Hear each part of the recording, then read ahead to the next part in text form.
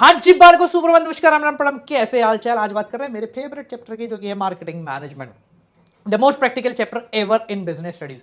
सबसे पहले समझो मार्केट क्या होता है। मार्केट का मतलब होता है वो एक सिस्टम जिसके अंदर डिमांड और सप्लाई को फ्लक्चुएट करने के लिए बायर और सेलर आपस में मिल रहे हैं। जरूरी नहीं है कि प्लेस हो, ये सिस्टम भी हो सकता है। ठीक है जी। तो भाई बेचा क्या क्या जा सकता है, what can be marketed, any single thing, किसी भी चीज को बेचा जा सकता है दुनिया में। गुड्स बेचे जा सकते हैं, सर्विसेज बेची जा सकती हैं, इवेंट्स बेचे जा सकते हैं, वर्ल्ड कप टिकट बेच रहे कि नहीं बेच रहे, एक्सपीरियंस बेचे जा सकते हैं, व्लॉगिंग, ठीक है, पर्सन बेचे जा सकते हैं, ब्रांड एम्बेसडर, प्लेसेस बेची जा सकती है, टूरिज्म आइडियाज बेचे जा सकते हैं, जैसे कि भाई जागो ग्राहक जागो, यही मार्केटिंग है। ठीक है। तो मार्केटिंग का मतलब क्या होता है? मार्केटिंग का मतलब सिंपल सा एक सोशल प्रोसेस है जिसके थ्रू इंडिविजुअल या फिर ग्रुप जो है ना, वो कुछ ऐसा बनाते हैं जिसकी बाजार में जरूरत है, और उसको फिर उसके प्राइस टैग के साथ लगाकर आपको बेच देते हैं। ये कहलाता है पूरा का पूरा मार्केटिंग का प्रोसेस। ठीक है। तो क्या क्या फंक्शन होता है मार्केटिंग में, हमें क्या क्या करना पड़ता है उसको समझो। सबसे पहले आपको पूरा स्टेप है भाई, पूरी कंपनी शुरू कर देंगे इसके बेस पे। सबसे पहले गैदर करो और एनालाइज करो मार्केट इंफॉर्मेशन की। बाजार में जाइए, इंफॉर्मेशन कलेक्ट कीजिए। आपके दिमाग में आया कुछ करते हैं, ये बोतल बना देते भाई साहब, तो दिमाग में जब ये आया तो इसके रिलेटेड आपको इंफॉर्मेशन गैदर करने, मार्केट में कितनी बोतलें हैं, कितनी डिमांड है, कितनी सप्लाई है, कितने बेचने वाले हैं, कितने खरीदने वाले हैं, होलसेलर कौन है, रिटेलर कौन है, ये सब के बारे में जानकारी इकट्ठा करो। उसके हिसाब से स्वॉट एनालिसिस करो। स्वॉट मतलब स्ट्रेंथ, वीकनेस, अपॉर्चुनिटी, थ्रेट। क्या स्ट्रेंथ है, क्या वीकनेस है, क्या अपॉर्चुनिटी और थ्रेट क्या है, कल को बंद हो गई बोतल जानना तो। ठीक है। ये सब करने के बाद अब आप प्लान बनाइए अपना कि कैसे करना है, क्यों करना है, किस लिए करना है। पूरा प्लानिंग कर ली। उसके बाद प्रोडक्ट के ऊपर काम करो, यानी product designing and development. Product बना लिया, इसके बाद इसकी स्टैंडर्डाइजेशन करो। भाई ये इतना भारी ही होगा, ये इतना हल्का ही होगा, ये ऐसे इसी कंपनी का होगा। स्टैंडर्डाइजेशन करिए और उसके हिसाब से ग्रेडिंग करना शुरू करो। ठीक है, ये अच्छी ग्रेड का है, ये खराब है, ये और खराब है, ये और ज्यादा खराब है। ये सब करने के बाद उन ग्रेडिंग के बेस पे पैकेजिंग करिए, लेबलिंग करिए, ब्रांडिंग करिए। ठीक है, पैकेजिंग हो गई, लेबलिंग हो गई, ब्रांडिंग हो गई। अब ब्रांडिंग करने के बाद सबसे पहला कम प्राइस डिसाइड नहीं करना, पहले कस्टमर सपोर्ट सर्विस का जुगाड़ करो। ये बहुत ज्यादा जरूरी, लोग इसको छोड़ देते। कस्टमर सपोर्ट सर्विस बना दी। अब उसके बाद आप प्राइसिंग डिसाइड करो, कितना प्राइस करना है। ठीक है, उसके बाद प्रमोशन और फिर कैसे डिस्ट्रीब्यूट होगा, and finally transportation and storage. Transport कर दो, फिर स्टोरेज कहां पर रखा जाएगा, भाई बड़े बड़े सड़ तो नहीं जाएगी, कहां पर रखी जाएगी। ठीक है, ये सारी चीजें आपको दिमाग में रखनी है। अब बात करते हैं तो मार्केटिंग का प्रोसेस, पर ये सारे प्रोसेस मैनेज कैसे होंगे भाई साहब, उसके लिए आता है मार्केटिंग मैनेजमेंट। डेफिनेशन दूं, the art and science of choosing target market and getting, keeping and growing customer through creating, delivering and communicating superior customer value. अच्छी वैल्यू उनको दो, वो काम करेगा। ठीक है, क्या करते हैं मार्केटिंग मैनेजमेंट, मार्केट चूज करते हैं। ठीक है, उसके अंदर कस्टमर को बनाते, रखते, बढ़ाते हैं। क्या बोला, बनाते हैं, रखते, बनाते हैं, बढ़ाते हैं। उसके बाद एक ऐसी वैल्यू डेवलप करते हैं, सुपीरियर वैल्यू, जो कि बाकियों से बेहतर है। एप्पल महंगा है पर एप्पल एप्पल है। ठीक है, तो इसके लिए कुछ फिलोसफीज दी गई है। कौन कौन सी फिलोसफी है उसके बारे में बात करें। चैप्टर थोड़ा बड़ा है, तो भाई सबसे बड़ा ही है, तो मैं मानता हूं 7-8-9 मिनट तक जा सकता है। ठीक है, तो अगर फिलोसफीज के बारे में बात करें, सबसे पहले फिलोसफी आती है प्रोडक्शन कॉन्सेप्ट। अब देखो, बहुत सारे लोग हैं, अलग अलग व्यक्ति मार्केटिंग के बारे में अलग अलग दिमाग रखता है, तो मैं एग्जांपल समझा दूंगा। प्रोडक्शन कॉन्सेप्ट जो लोग मानते हैं, उनका मानना है कि सस्ता बनाओ सब बिकेगा। ठीक है, सस्ता बनाओ सब बनेगा। एमआई ने शुरुआत इसी प्रकार से की थी, सस्ता बनाते गए, 10,000 में फोन देते गए, बिकते गए। ठीक है, दूसरे इसके विपरीत लोग हैं जो मानते हैं प्रोडक्ट कॉन्सेप्ट अच्छा है। प्रोडक्ट कॉन्सेप्ट का मतलब है कि भैया अच्छी क्वालिटी दो, वैल्यू ऐड करो अपने प्रोडक्ट में, बिक जाएगा। ठीक है, जैसे एप्पल ने बोला भैया 1-1.5 लाख में बेचूंगा मैं, कोई दिक्कत नहीं है, पर मैं वैल्यू ऐड करके दूंगा, कस्टमर लेगा तो उसको फील आ जाएगा। थर्ड होता है सेलिंग कॉन्सेप्ट। सेलिंग कॉन्सेप्ट आपने देखा होगा, प्रमोशन करो, वो नाप तोल, समझ गए सारे। ठीक है, चौथा आता है आपका मार्केटिंग कॉन्सेप्ट। मार्केटिंग कॉन्सेप्ट का मतलब पहले देखो कस्टमर क्या चाह रहा है, उसके हिसाब से एक प्रोडक्ट बनाओ और फिर उसको बेचने के बारे में सोचिए। ठीक है, और पांचवा आता है सोसाइटल कॉन्सेप्ट। ये थोड़ा अलग है, ये बोलता है सब मत बनाओ, जो कस्टमर के लिए अच्छा है वही बनाओ। तुम जहर बना दोगे, कस्टमर खरीद लेगा, पर this is not good, no, customer मर जाएगा। ठीक है, तो इसी वजह से जो ये पूरा मैनेजमेंट है, इसमें 4 तरीके के डिसीजन आपको लेने पड़ते हैं। मैं अपने शब्दों पे बहुत क्लियर हूं, 4 तरीके के डिसीजन लेने पड़ते हैं, जिनको हम बोलते हैं मार्केटिंग मिक्स। मार्केटिंग मिक्स का मतलब वो मार्केटिंग डिसीजन या टूल जो कि एक फर्म को यूज करने पड़ते हैं जब भी वो प्रोडक्ट बाजार में लाता है।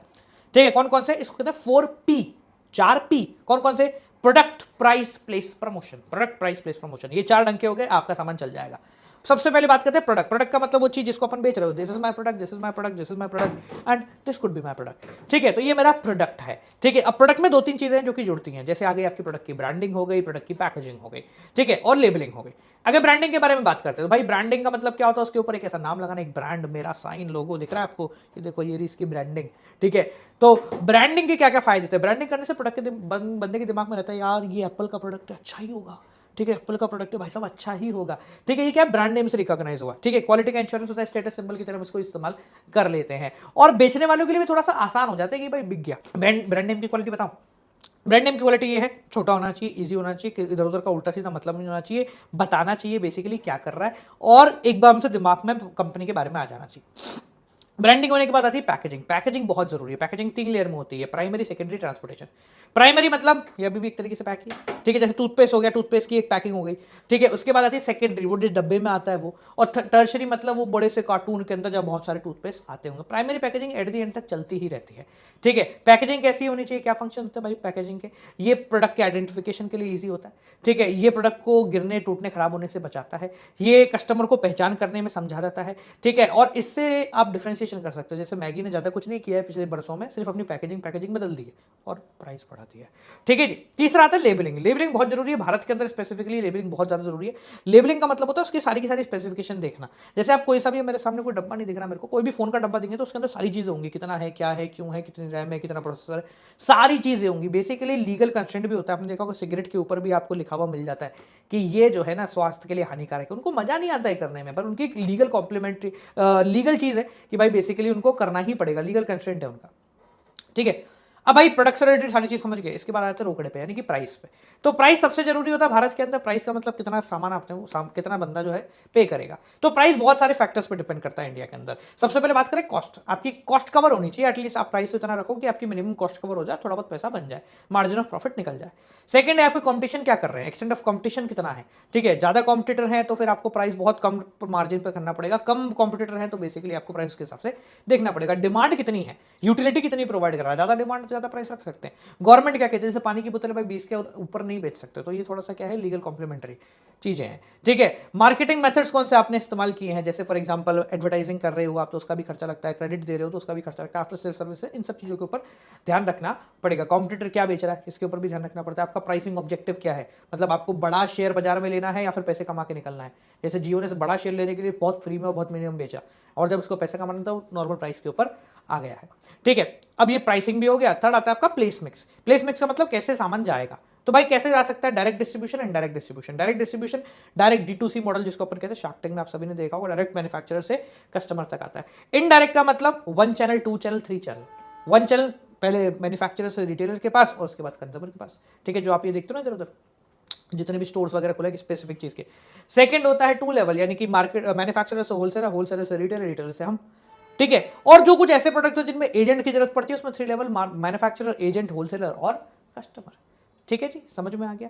अब आगे बात कर लेते हैं चौथा पॉइंट जिसको हम कहते हैं भाई प्रमोशन मिक्स, ठीक है जी। प्रमोशन से रिलेटेड चीजें, तो प्रमोशन में 3-4 चीजें आती हैं, ठीक है। जैसे हो गया आपकी एडवर्टाइजिंग हो गया, सेल्स प्रमोशन हो गया, पब्लिक रिलेशन हो गया, ठीक है। ये चीज आपको थोड़ी सी ध्यान रखनी है। अब एडवर्टाइजिंग का मतलब क्या होता है, एडवर्टाइजमेंट का तो पेड फॉर्म, मतलब पेड मतलब पैसा देना पड़ता है प्रमोशन का, जिसके बदले में आप आइडेंटिफाइड स्पॉन्सर, मतलब जैसे this is a Poco phone, तो ये क्या कर रहा हूं मैं एक तरीके से, अगर नहीं दे रहे भाई पोको दे देना, ठीक है जी। तो ये क्या कर रहा हूं, मेरे को पता है कि मैं पोको का स्पॉन्सर कर रहा हूं और एक इम्पर्सनल नेचर, मतलब मैं खुद नहीं, पर ठीक है प्रमोशन हो रहा है। तो डेफिनेशन बोले तो it is a paid form of promotion method involving an identified sponsor, it is an impersonal in nature, ठीक है जी, समझ में आ गया। सेकंड होता है आपका पर्सनल सेलिंग। तो भाई पर्सनल सेलिंग का मतलब क्या है, जा जाके बेचना, जा जाके बेचना, ठीक है जी, हाँ पर्सनल फर्म, ठीक है। तीसरा होता है सेल्स प्रमोशन, ऐसे शॉर्ट टर्म इंसेंटिव निकालना, भाई स्टॉक क्लियर हो जाए। जैसे आपने देखा 2 भाई थे जिनकी फैक्ट्री में आग लग गई, वो अपना स्टॉक क्लियर कर रहे हैं, ठीक है जी। और चौथा था पब्लिक रिलेशन। पब्लिक रिलेशन के बारे में आप सभी जानते हैं, PR टीम जो काम करती है कि भाई